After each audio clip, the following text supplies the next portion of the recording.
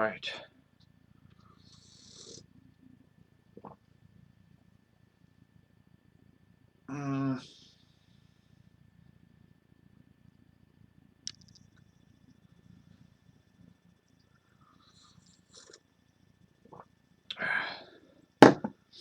I don't go to this church, but we got a mug, so have to give them free advertising.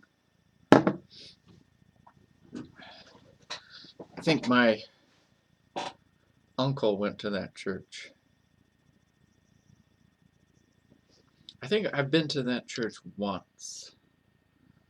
It seemed like a perfect church. I don't know, but who knows on that, you know. Anyway,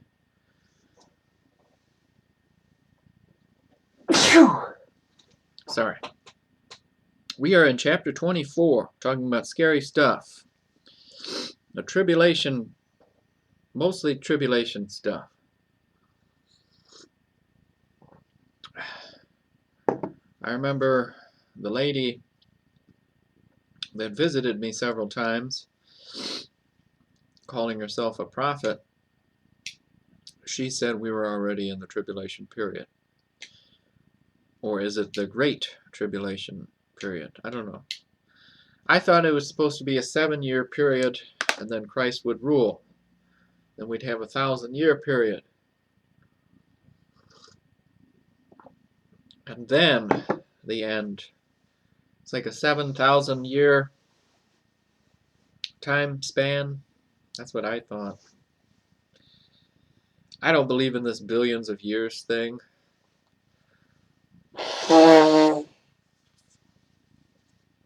I'm one of those crazy people that thinks they take bones of giants and they turn them into dinosaur bones.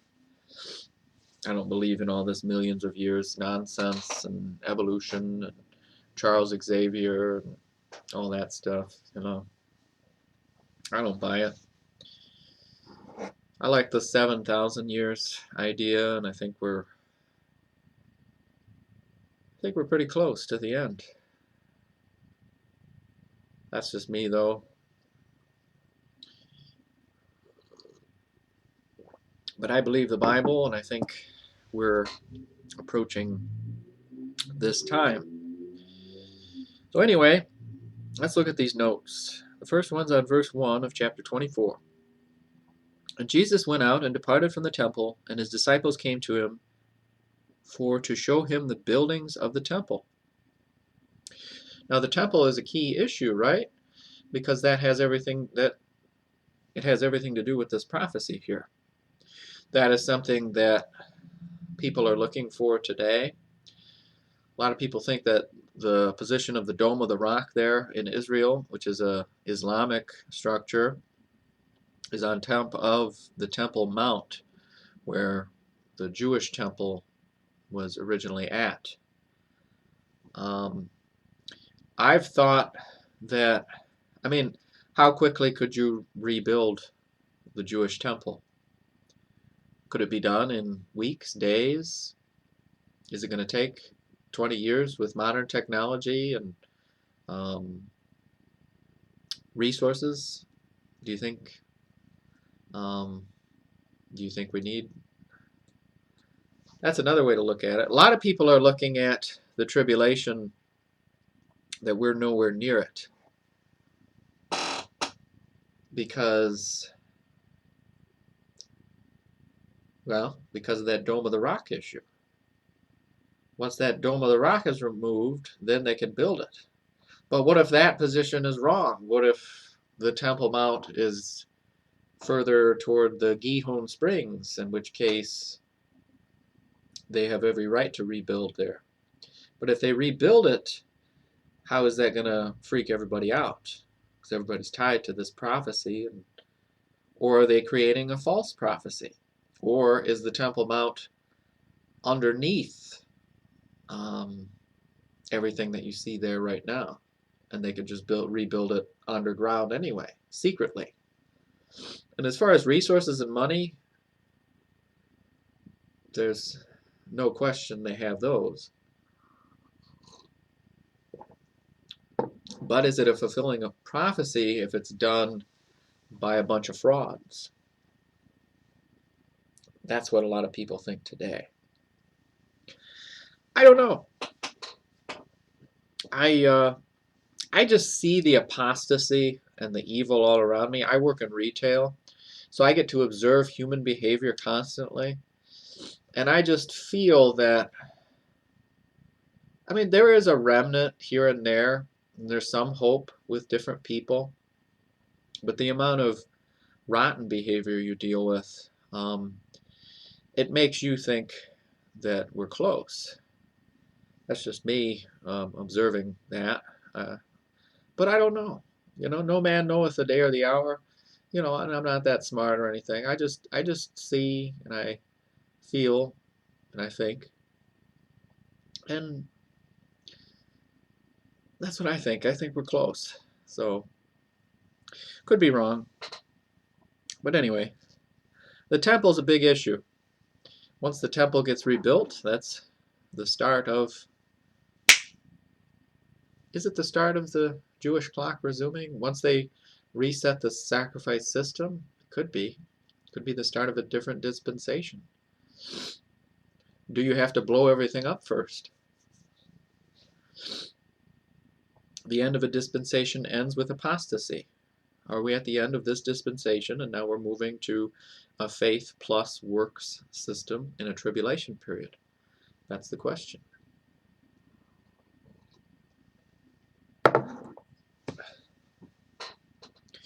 All right. Here's the note on verse 1. The disciples are represented by one speaker in Mark 13:1. In that verse, the disciple addresses him as Master. Only one disciple habitually called him by that title. It was Judas Iscariot. Wow. Matthew 26:25, 48 through 49, Matthew 26:22, John 13:13. But the disciples in verse 3 do not include Judas. They are Peter, James, John, and Andrew. Mark 13:13 or 13:3. The son of perdition, John 17:12, has left because the material in verses 4 through 26 is about him. 2 Thessalonians 2:3 through 4. Wow.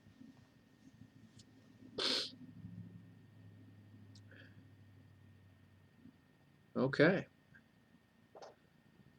Never knew that. That's interesting. All right, the next note is on verse 2. And Jesus said unto them, See ye not all these things?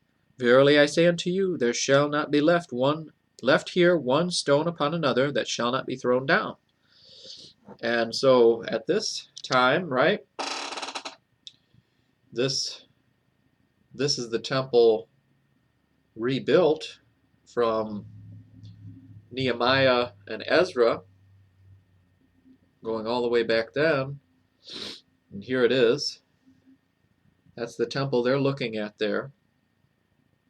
So the temple got annihilated by Nebuchadnezzar initially, and now this is the second temple here, not as extravagant as Solomon's, but it's there, and it's going to get wiped out by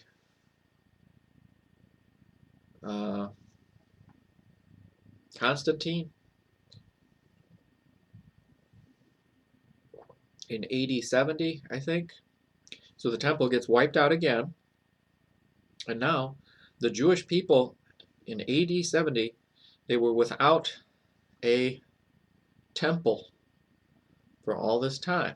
And now here we are, 2023 or 24. See, I know where I am. I know when I am. No, I don't.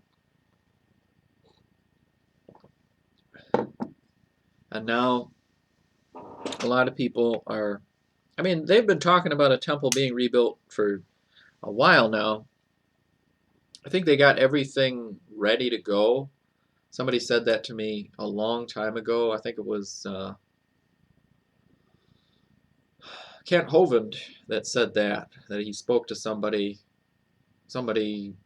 talking temple affairs or something there, and they said that they're good to go on everything they need to rebuild it. You know, they're just waiting for a peace treaty to be signed, or somebody to give the go-ahead, maybe the Antichrist. So,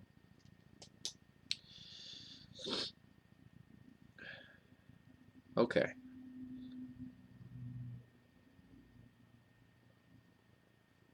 So in that verse, though, he's predicting that the temple is going to be destroyed, which happens in AD 70. And here he is in AD 33, or, yeah. Okay, here's the note. The fulfillment of this prophecy would be most unlikely from a purely human point of view. First, some of the stones of the temple were 65 by 8 by 10 feet in size. Second, this was Herod's temple built by the Romans. Why would they destroy it? And finally, history records that the Roman general Titus was a very mild-mannered commander who would not normally order such a thing. But everything Jesus predicted came to pass, just because he said it would. In AD 70, the Roman soldiers not only took the stones apart, they also plowed up the ground underneath looking for the gold that was supposedly buried beneath the temple. See Jeremiah 26:18. So they did a thorough investigation looking for the loot, you know. I don't know. Did they get a bunch of gold down there? I don't know. But because a lot of people think that Solomon had another chamber where he hid the Ark of the Covenant, and so you'd think they would have found it. Another guy claimed to have found it. You know, a guy named Ron Wyatt. You can look that up on YouTube. His testimony, fascinating stuff.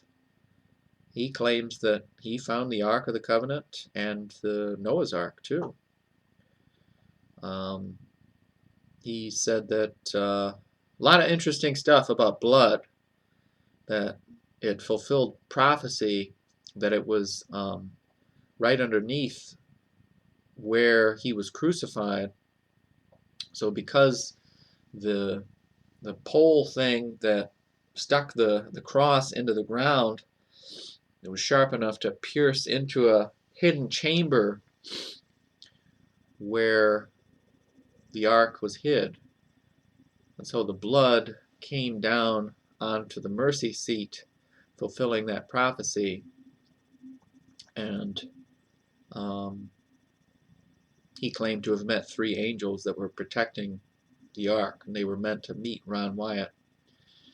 Interesting stuff, and he analyzed the blood too. It was missing the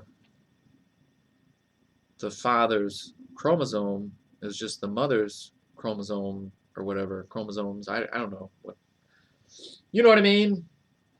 Indicating that his father was the Holy Spirit, so obviously there wouldn't be a male, or maybe it's part of the genetic code or whatever. See, I don't know how to explain any of this science stuff. Yeah, never mind.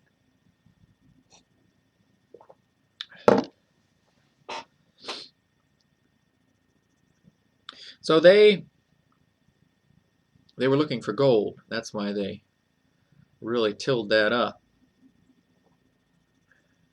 One stone left upon another. They really tore that up. 24:14. And this gospel of the kingdom shall be preached in all the world for a witness unto all nations, and then shall the end come. The historical position on this verse is that the gospel, Mark 13:10, is preached to every political and or ethnic nation on earth before the Lord comes back. While that may be wonderful missionary sentiment, it has nothing to do with the truth. The gospel of Mark 13:10 is not the gospel of the grace of God, Acts 20:24, preached by Paul, Romans 2:16, 1 Corinthians 15:1-4, Galatians 1:7-12. It is the gospel of the kingdom. See note on Matthew 9:35. And it is preached during the tribulation, Revelation 7:9-14. I've never heard that perspective. That's fascinating. What do you think about that? I remember, I've shared this before. I remember standing in line because my brother wanted these, they were offering these Super Nintendos. It was like one of the last things that they sold at Toys R Us. And because I think that place went out of business. I think they're gone now. I think there's some other business there. Sad. Toys R Us used to be a popular place, but kids don't need toys anymore. It's all digital cell phone brainwashing from Satan.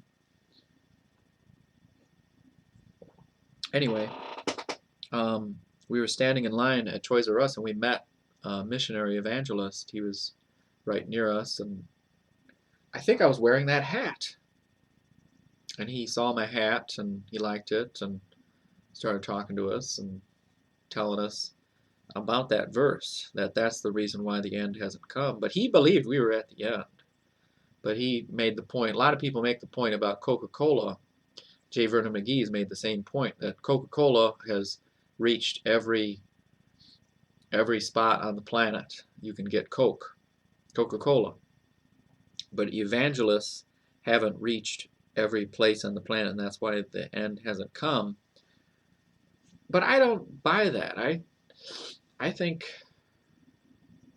radio and internet now, I think it has, but maybe I'm wrong. I don't know. Maybe I need to take a hand in that and go start evangelizing and just giving my life to that instead of how my life, I feel kind of useless a lot of times, to God. I get depressed a lot. It's bad. But maybe I should give my time to evangelism.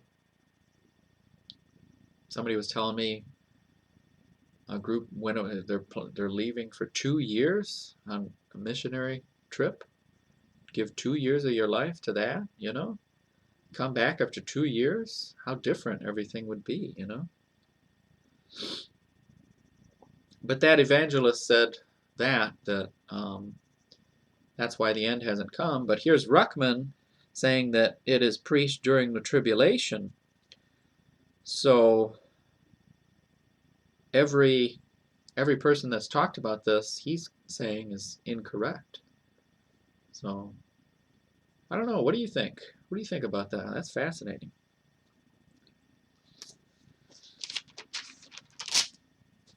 I view it, I got these Bible tracts in my pocket.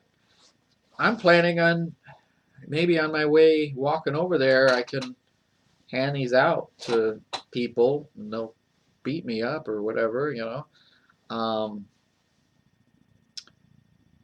My perspective is every day you should be doing what you can to further his kingdom.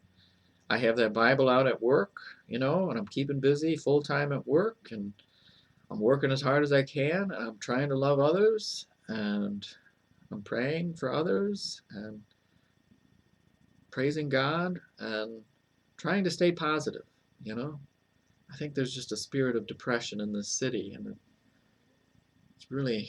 it's an extra weight I don't want and I don't need.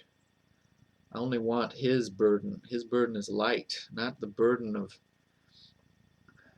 it's sad, this world we live in. But you should be thinking about how to further his kingdom every day and using your time and your resources toward that versus, doing nothing and just assuming that, it's going to go on perfectly. Got to work on my 401k and all that. And anyway, let's look at one or two more here. All right, verse 20. But pray ye that your flight be not in the winter, neither on the Sabbath day. During the tribulation, the Jews are back under the Old Testament law. Revelation 12:17, 14:12. But even so, there were times in the Old Testament when God allowed the Jews to go farther than a Sabbath day's journey. Acts 1:12, Joshua 6:3 through 4. The problem lies in the fact that the flight in this verse is more than simply fleeing, it is literal flight in airplanes.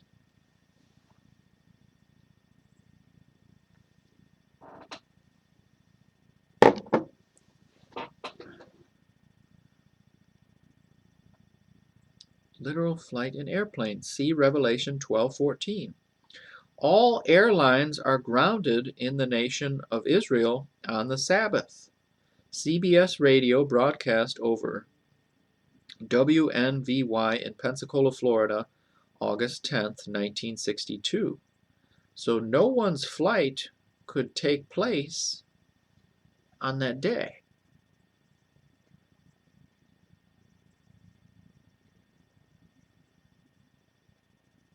Huh. Fascinating.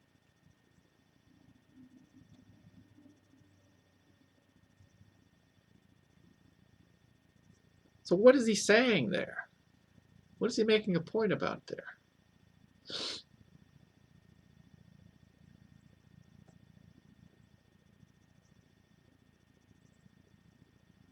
I want to talk about 22, but I'm going to stop here. Let's think about that. I'll see you in a bit. Thank you for listening. Have a blessed day.